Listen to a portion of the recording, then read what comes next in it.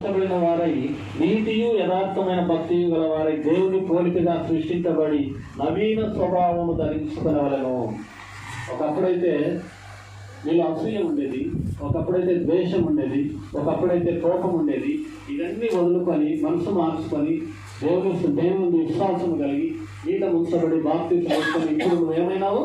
నవీన స్వభావం ధరించుకొని నువ్వు దేవుని సన్నిధిలో ఉన్నావు. ఇంకా పాత జీవితానికి నువ్వు అలవాటు పడకూడదు, పాత జీవితాన్ని జ్ఞాపకం చేసుకోకూడదు, పాత జీవితం వైపు నువ్వు తిరిగి చూడకూడదు. అందును బట్టి మీరు నూతన పరచబడిన వారి ఒకరికొకడు సృష్టించబడి నవీన స్వభావాన్ని ధరించుకునేవాళ్ళము.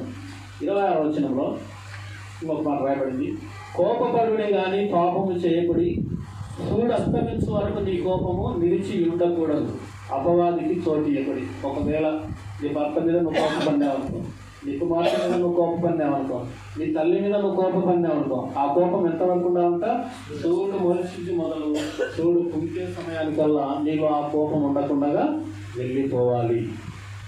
అది కోపం అలాగే తీసుకుంటే కొన్ని రోజులు, కొన్ని నెలలు ఆ కష, ఆ అసూయ మనసులోనే ఉండి మన మధ్య కొంత ఎడబాటు అనేది జరిగిపోయి దేవుడికి దూరం అయ్యేటటువంటి పరిస్థితి మనకు కలుగుతుంది. అందును బట్టి వాక్యం ఏం చదివిస్తుందంటే, కోపపడుడి కానీ పాపము చేయకుడి. కోపం ఉంటే కోపంతో మాట్లాడు.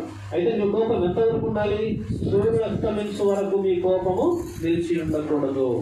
ఈ వల్ల వచ్చిన పొద్దు తిరిగి వల్లకు వచ్చి తిరిగే టయానికల్లా నీలో నుంచి కోపం తొలగిపోయి సమాధానం కలిగి ఉండాలి, సంతోషం కలిగి ఉండాలి. నీ తల్లితో, నీ భర్తతో, నీ పిల్లలతో అందరితో కూడా మళ్ళీ పిలుస్తున్నాను, రానైనా ఏదో కోపంతో అన్నాను, నేను నన్ను క్షమించు చెప్పి చూసుకొని సమాధాన పడేటటువంటి స్థితి నీలో ఉండాలి. అది ఈ వాక్యం మనకు సెలవిస్తుంది. అపవాదికి చోటు ఇప్పుడు ఈ కోపం నీలోనే నిల్చుంటే ఏమవుతుందంట? అపవాది నీ మధ్యన చొరబడి గుడ్డులాటలు పెడతాది, చీకులాటలు పెడతాది, అసూయ ద్వేషాలతో ఒక్కొక్కరితో కొట్టుకునే స్థితి వస్తుంది. అందుకే ఏమంటుందంటే వాక్యము, సూర్యుడు అస్తమించే లోపల నీలో ఉన్న కోపము బయటికి వెళ్ళిపోవాలి. తర్వాత 31వ వచనములో, సమస్తమైన ద్వేషము, కోపము, క్రోధము, అల్లరి, దూషణ, సకలమైన దుష్టత్వం మీరు విసర్జించుడి. ఒక మాట ఏం చెప్తుందంటే బైబిల్, నీలో ఉన్నటువంటి సమస్తమైన ద్వేషం, కోపం, క్రోధము, అల్లరితో దూషణ, సకల విధాలైన దుష్టత్వం మీరు విసర్జించుడి. మనలో కోపం ఉంటుంది, క్రోధం ఉంటుంది, అల్లరితో చేసినటువంటి దూషణ ఉంటుంది. ఈ సకల విధాలైన దుష్టత్వము మీలో నుంచి విసర్జించబడాలి. మీలో నుంచి మీరు బయటికి వాటిని తీసివేయాలి. తీసివేసినప్పుడే నువ్వు దేవునికి అనుకూలంగా మలచబడతావు, కానీ తీసివేసినప్పుడే దేవునికి ఇష్టమైనటువంటి కుమార్తెగా నువ్వు పిలువబడతావు. కానీ అవి నీలో నుంచి బయటికి వెళ్ళిపోకపోతే ఇంకా కొంత నీ హృదయంలో సైతానికి చోటు ఇచ్చిన వారైతారు. ఇంకా కొంతకాలము సైతానికి మీరు చోటు ఇచ్చిన వారైతారు. నీలో ఉన్న కోపము, అసూయ, ద్వేషం ఇవన్నీ నీలో నుంచి బయటికి వెళ్ళిపోవాలి. వెళ్ళిపోయినప్పుడే దేవుని చిత్తానికి నువ్వు అనుకూలంగా ఉన్నటువంటి బిడ్డగా నువ్వు పిలువబడతావు. తర్వాత 32వ వచనంలో, ఒకరి ఎడల ఒకడు దయగలిగి కరుణాహృదయులై క్రీస్తునందు దేవుడు మిమ్మల్ని క్షమించిన ప్రకారం మీరును ఒకరినొకరు క్షమించుడి.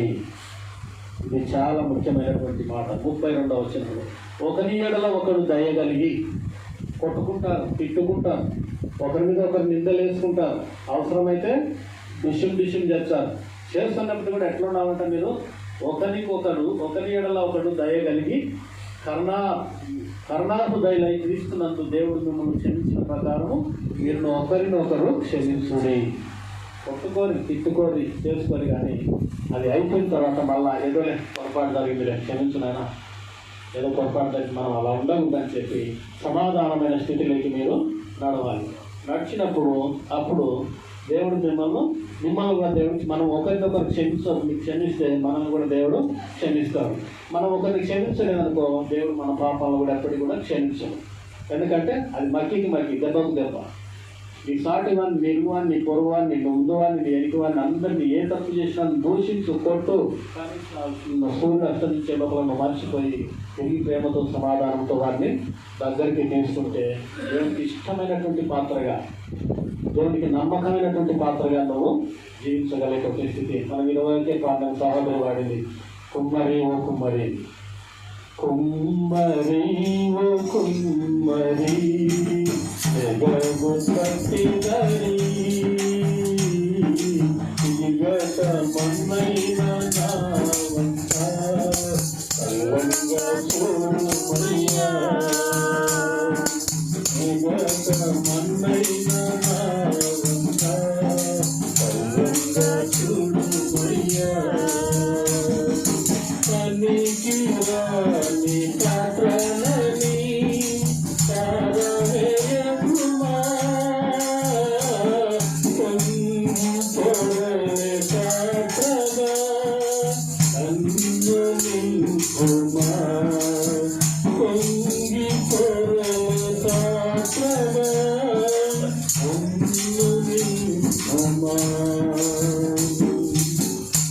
నీలో మంచి స్నేహం చూడాలని, నీలో మంచి విశ్వాసం చూడాలని, నీలో మంచి ప్రేమ గుణం కలిగి జీవించేటట్లుగా ఆయన చూడాలని సారి మీద జీవితం బట్టితో నిన్ను అందంగా చిత్రీకరించాడు. చిత్ర విచిత్రాలైన బట్టలు కట్టుకొని, మంచి ఆభరణాలు దొరుకుకొని, మంచి చీర కట్టుకొని ఎదుటివారిని కాపులోకి ఆహ్వానించడానికి దేవుడు నేను సృష్టించలేదు. ఆయన సన్నిధిలో నువ్వు పొంగిపోలే పాత్రగా జీవించాలని ఆయన కోరుకుంటూ ఉన్నాడు.